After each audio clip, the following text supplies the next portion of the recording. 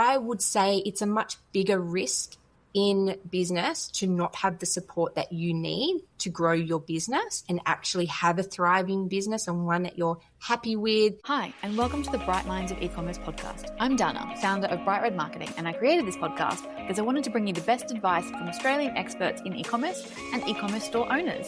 If you're wanting relatable stories and actionable advice, as well as the latest Facebook advertising strategies, you're in the right place. So let's get into today's episode. Hi, and welcome to the Bright Minds of E-commerce podcast. Today we're here with Jess Whatman from AgentSync. Welcome, Jess. Hello, thank you so much for having me. I'm really excited. It's so good to have you on the show. For anyone that's listening, who are you? What do you do? Give us the short and sweet rundown. Yeah, so as you said, my name is Jess Whatman. I own AgentSync. I'm the founder and CEO. We are a outsourcing agency, so we provide incredible talent from the Philippines to CEOs and founders. The last 4 years, so we're about to turn 4, the last 4 years we've really focused on virtual assistants, and we had 2 levels, essential and elite, and we kind of grouped in different roles into those 2 levels. And I'm sure we'll talk about it a little bit later in the podcast, but we're rolling out a new offering, which is executive assistants that are really trained, skilled, enabled in all sorts of AI. As we know, that's just where the world is going. So I really wanted to jump on the front foot of, really training and upskilling. And we've found that EAs working with founders is just a huge leverage point for them. So to focus on that EA role and enable them with AI, that's where the business is going. But yeah, essentially an outsourcing agency, hundreds of people in the Philippines that work for us, and absolutely love it. Yeah, I love that. Lots of people listening, basically everyone who runs a business, we're all wearing a million hats. Yes. When you work, especially with e-commerce founders, what does that sort of bottleneck challenge look like on a day-to-day basis? And what do you find are the biggest tasks that are causing problems? Yeah, with e-commerce, and there's one particular client I'm good friends with her. She has a couple of our team members. Her name's Bella from My Cavoodle, and she has an incredible e-commerce business, dog shampoo and things. But she came to us just really drowning in emails. She was doing all of the client communication, all of the refunds or exchanges, just a lot of back and forth, up until 2 a.m. working on emails, stock management, everything that happens day to day usually can be a bottleneck. If you're spending too much time on it, it can be a bottleneck because you as the founder, as the business owner, should be doing those really high dollar value tasks, whether it be a marketing strategy and then implementing that, something that's going to drive the business forward. But day to day, whether you're e-commerce or not, you just get stuck doing those really boring, mundane things that are important. Like they do need to be done, but it shouldn't be you doing them. Yeah, they're the kind of tasks that feel urgent because there's more of a deadline attached to them in your head. Like someone's email, they deserve a response, but you really should be focusing on the bigger parts of your business that feel less pressing, but are the things that are going to move your business forward. Absolutely. Yeah. Yeah. When you find an e-commerce business comes to you, are there specific tasks they think are the ones that they need help with? Yeah. Or is it that they come to you because they know exactly what they need and that's the solution? Or is that usually they think they want something else, but it turns out to be something else they end up getting help with? It's honestly a little bit of both.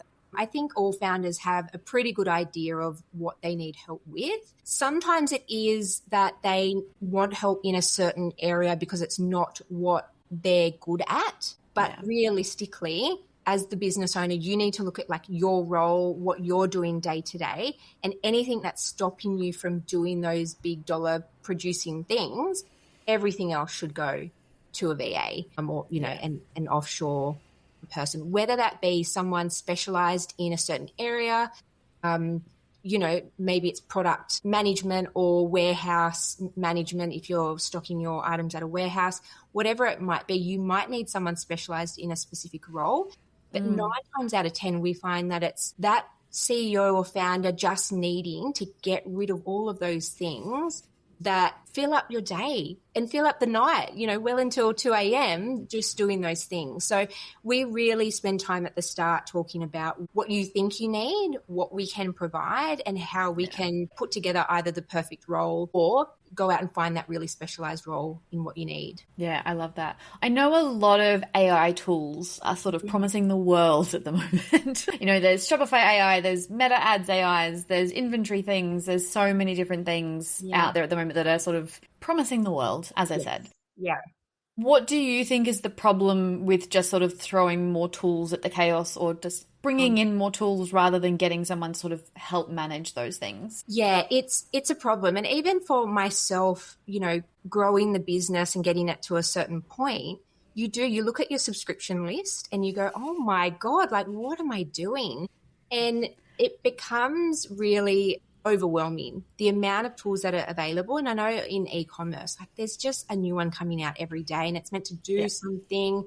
What I like with my team, I've got a dedicated tech. I call her my tech wizard. She's phenomenal. Her name's Sheila. Like, people that have been with me, on my socials for a while have probably heard me talk about Sheila. But she's really that person that looks at all of our tools, all of our systems and processes and goes, what can we automate? Instead of getting a tool that's going to fix one solution and then you end up with this subscription for one tool and then another tool and another tool. Ultimately, if you can get a CRM that does a lot in there and, those tools inbuilt in it, that is ideal. But a lot of the time that's just not possible. So you end up with all these tools. I think that's where an offshore team member that is, specialized in e-commerce, has worked for a similar brand, can really look at everything that you're doing and going, okay, we do actually need that subscription, but we've got this subscription we're not utilizing properly.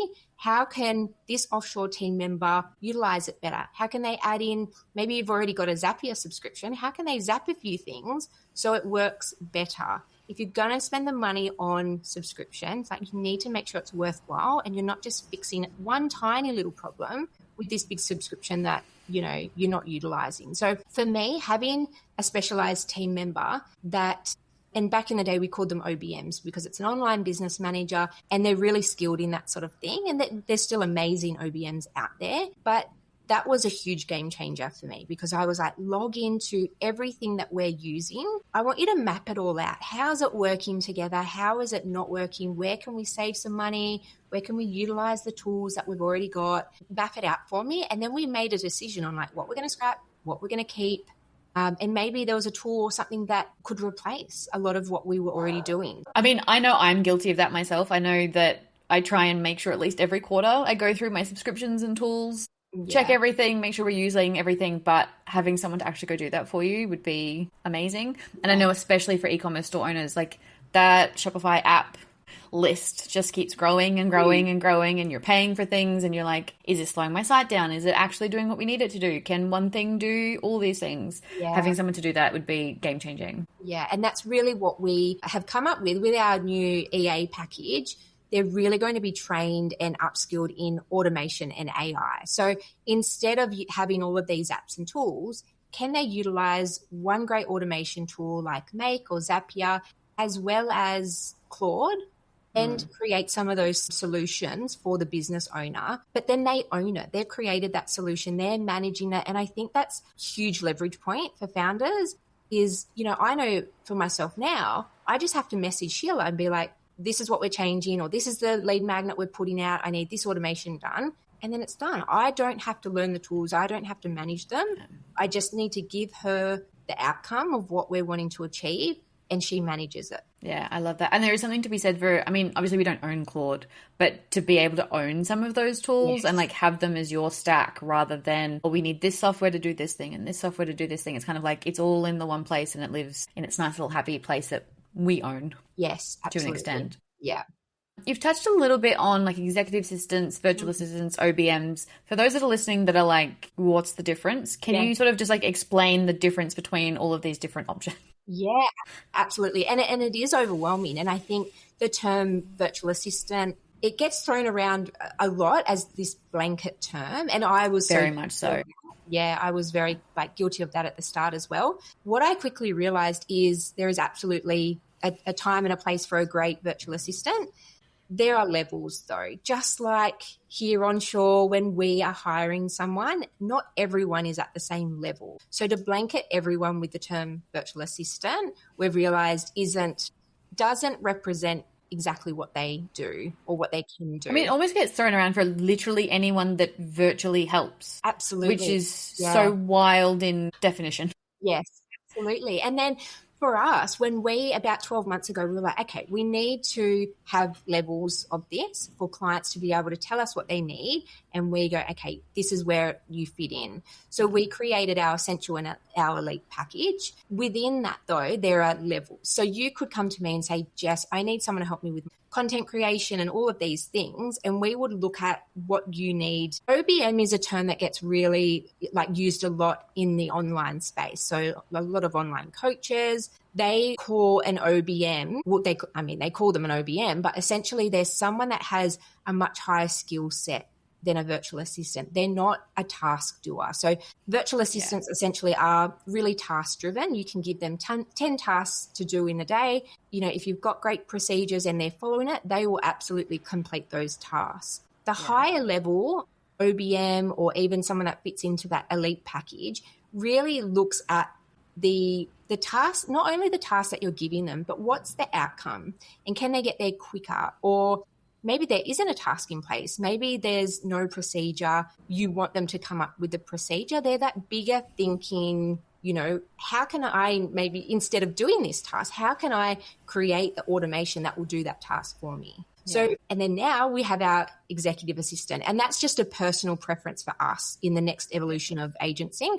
We really want to focus on that business owner that needs support, needs someone at that higher level that can come in and really alleviate a lot of the stress and pressure that they have daily, but also be that AI integrator into their business, which, as we all know, that's where the world is going. Yeah. I really feel in the next maybe even year or two, a lot of the tasks that we have previously given virtual assistants can be done with either a really small membership to a subscription or AI. You could create something in Claude and that will do it for you. So this is a conscious effort on our behalf to go, okay, this next evolution of offshore team members will be using AI, will be creating a lot more automations. Can we have our team members be upskilled to actually roll that out within people's businesses?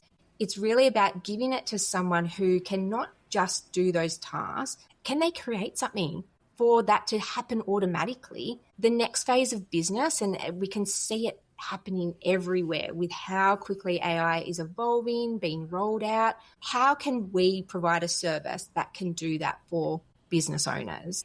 Yeah, it's just a whole different way of looking at how you. I love that so much. We had a guest on the show not that long ago talking about AI, and that was a big thing she spoke about, was it's not even going to be about having all these tasks replaced because, they will be, but what's going to happen is it's not that people are going to lose their jobs. It's going to be that people become the managers of the AI tools.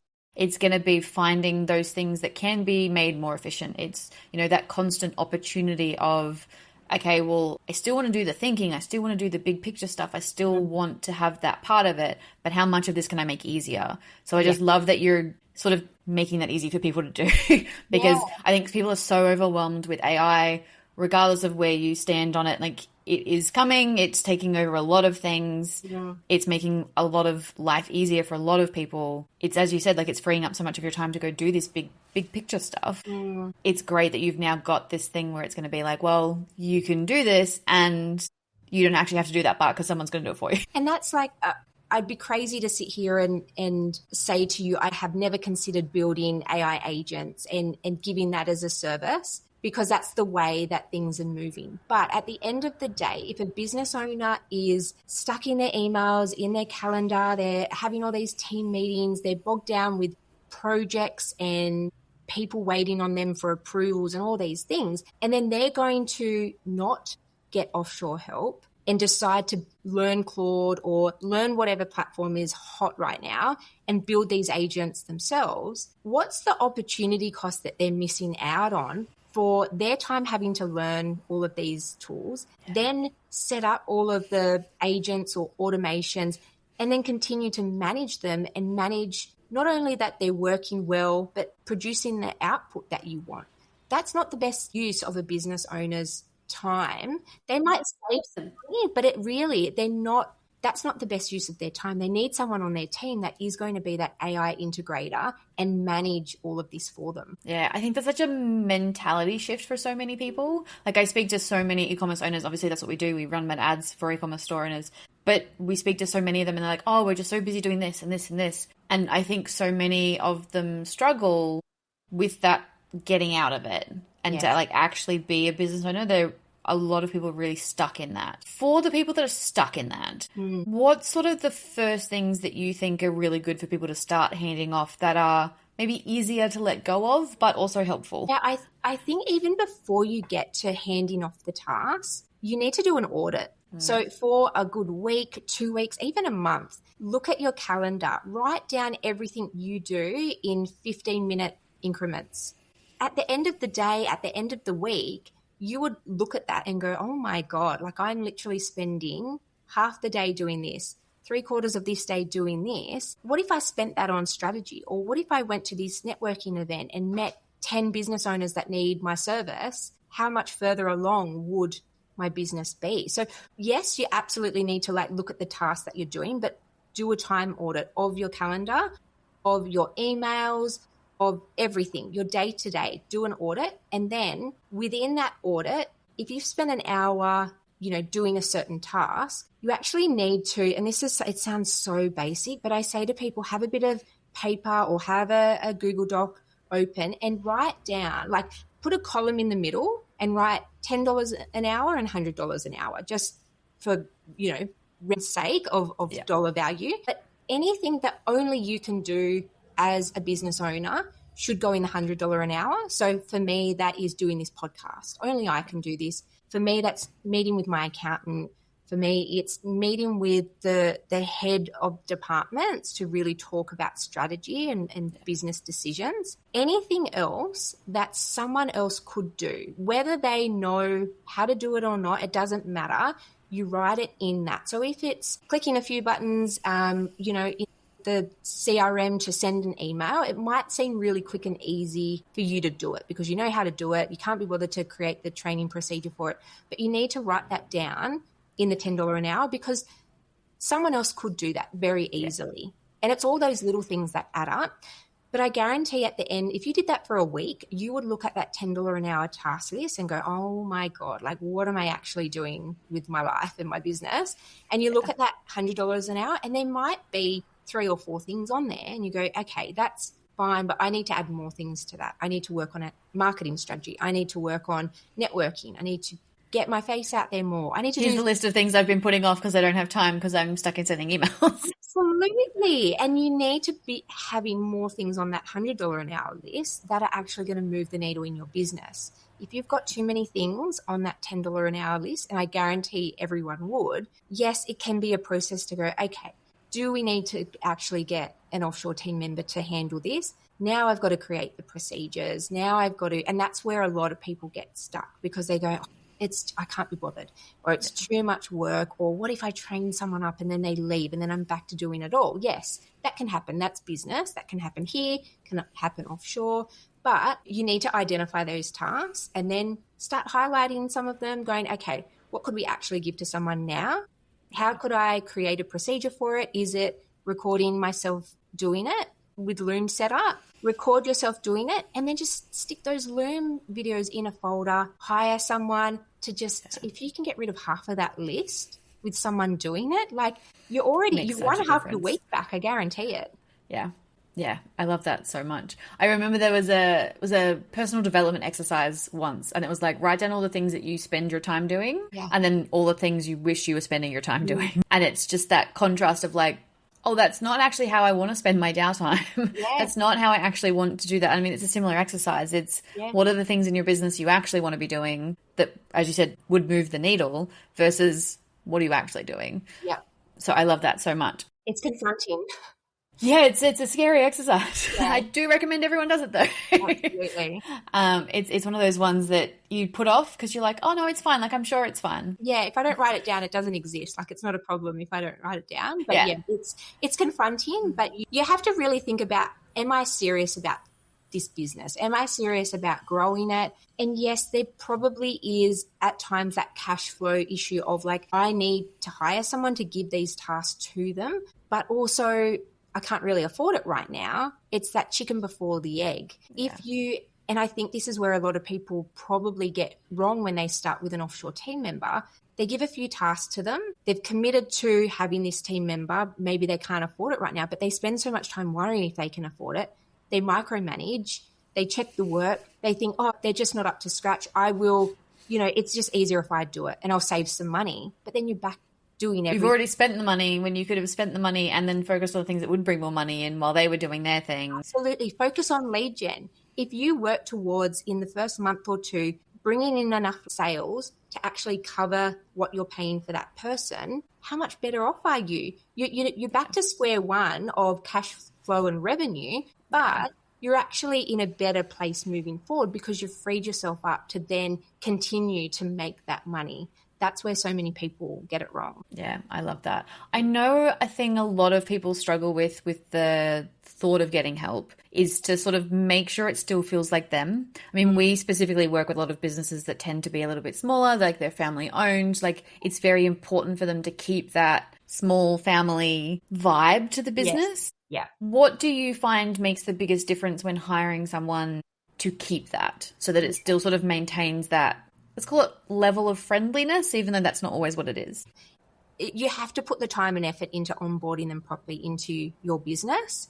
It does obviously start before that. We need to make sure we're finding the right person. So we spend a lot of time in, what your business is, how you operate, you as a person, profile matching, things like that. We're making sure we get someone that's skilled and experienced in that role. And then it's kind of meshing the two together and going, okay, you two are really suitable to work together. How are we going to make this work? Like, what are the tasks? What are the roles? And then it's really about empowering that business owner to go, yeah, they might not get it to where you want it to be. If you've got a family business and you've got this vibe and essence of how things are done, show them, teach them, give them all the skills, all the documents that makes this business what it is, and train them. It's really a procedural thing that you can teach. Yeah. I think that goes for any hire, really. Absolutely. Yeah. You need to find the right person that is obviously trainable and coachable for the way that you're doing things. It's like hiring onshore. You spend time finding that right person.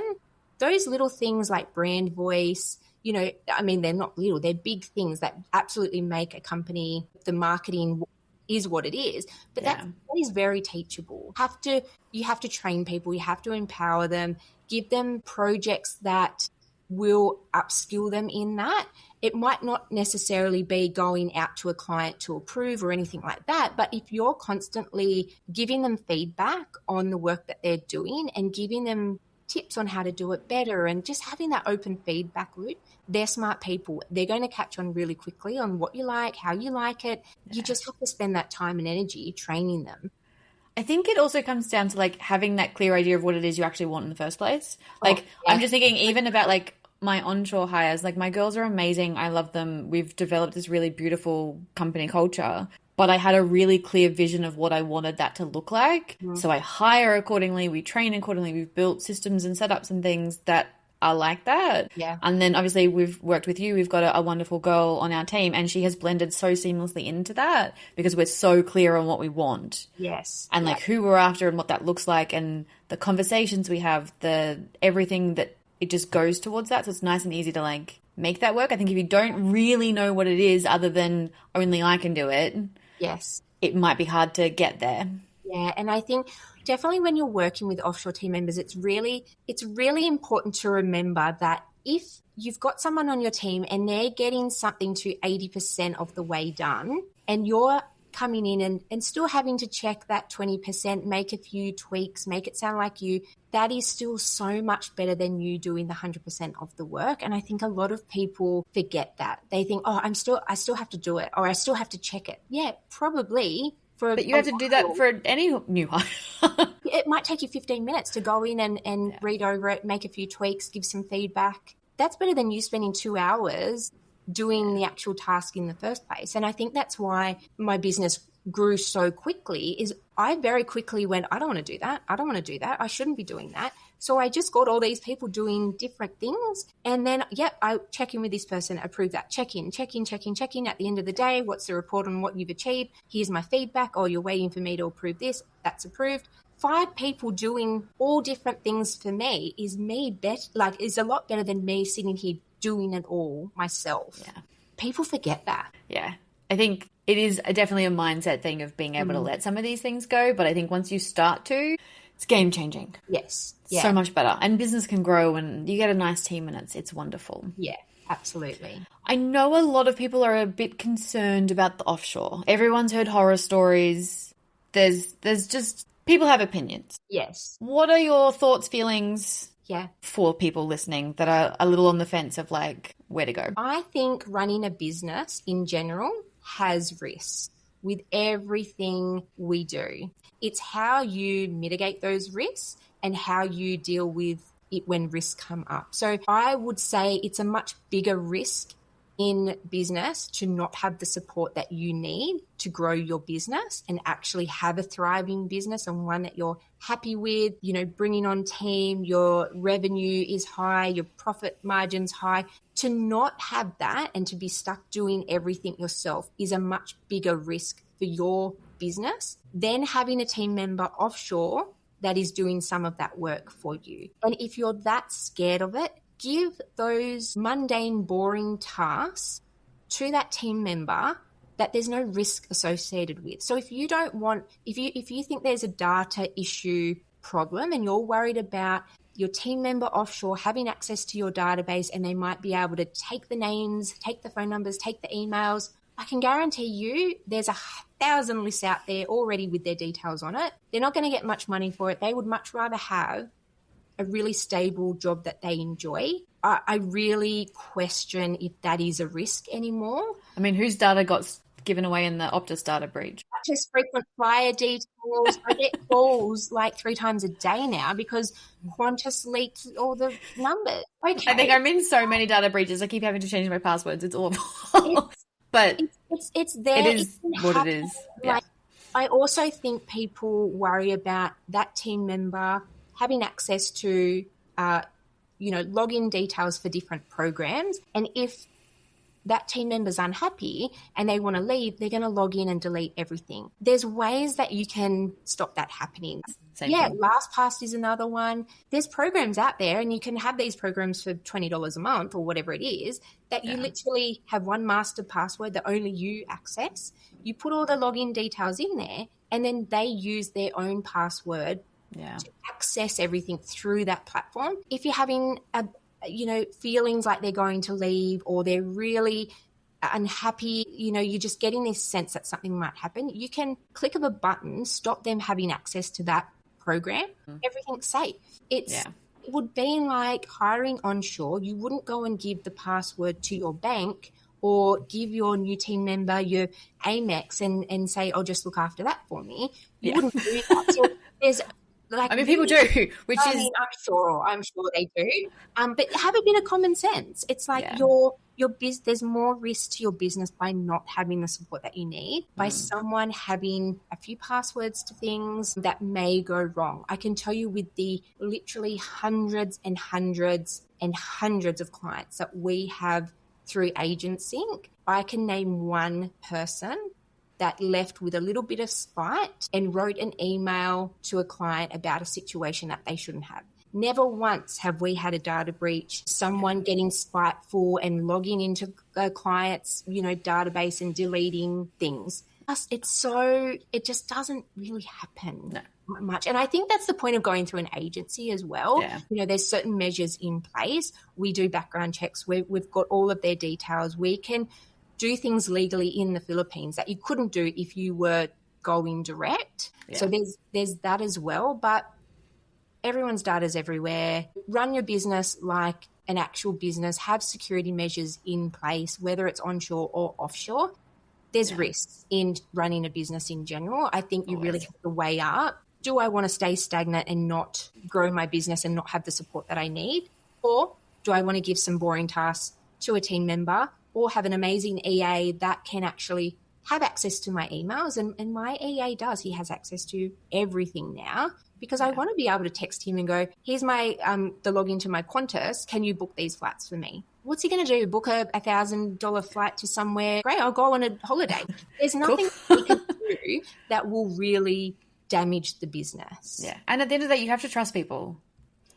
If you're not trusting people, especially the ones that you bring on in your team, should you really be in business? Yeah. And I mean, trust is earned and trust is built. Like you wouldn't have given him access to everything in Qantas on day one, but people build trust, you build that relationship and it grows. It's never going to be, I'll give you access to everything on day one. That's just stupid. Absolutely. Start small, build up to things, give them, a login to a few things. That just grows over time. Yeah. Get some of your sanity and your time back. Absolutely. On that note, if anyone's listening and they would like to work with you or reach out and find out more about what you do, what's the best way for them to do that? Our website is www.agentsync.com.au, or I'm really active on socials if you want to jump on Instagram and we can have a chat in the DMs about what you're looking for. And that's Jess Whatman _AgentSync. Lovely. And I can personally attest they are lovely to work with. Thank you. We love working with you guys, and your team member just raves about. She's incredible. We love her. A couple little questions we ask everyone before we wrap up. What is your favorite business book or podcast? Please feel free to pitch your podcast in the notes. Well, yes, absolutely. I've launched a new podcast this year. It's called Built to Lead. I'm interviewing founders, business owners about their journey, but also the team behind it, because I think there's a lot of podcasts out there where, founders get to share their story, but how do they actually get there? And a lot of it is because of their team. So I really want to dive into those different lessons and, leadership lessons that founder has had along the way. But my favorite book definitely is Dan Martell, Buy Back Your Time. Reading the book made me realize how much of a good thing I was on with starting my business, what we provide. But it really gets you thinking, like, your hourly rate as a business owner should be $250, $300, $1,000 if you want, depending on what you do.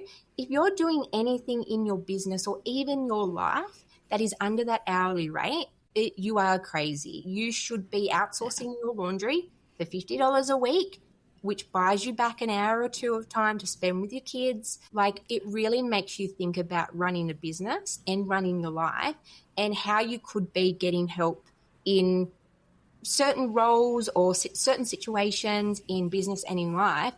But essentially, buy back your time. And whether you spend that time with family or kids or, date night, or you are literally freeing yourself up to grow your business, it's an absolute, it blew my mind. Yeah. I love that. I'm also starting to love the relation between people's favorite business books and podcasts and what they do. Yes. The correlation is really cool. Like, obviously yours is obviously about that. Someone else's was about something else. I'm like, this is really interesting. Yeah. Well, it's been an absolute pleasure having you on the show. Thank you so much for joining us. Thank you. Loved every minute of it. Thanks so much. Thank you for listening to the Bright Minds of E-commerce podcast. As always, you can find the show notes on our website at brightredmarketing.com.au. Just look for the podcast page. Thanks for listening.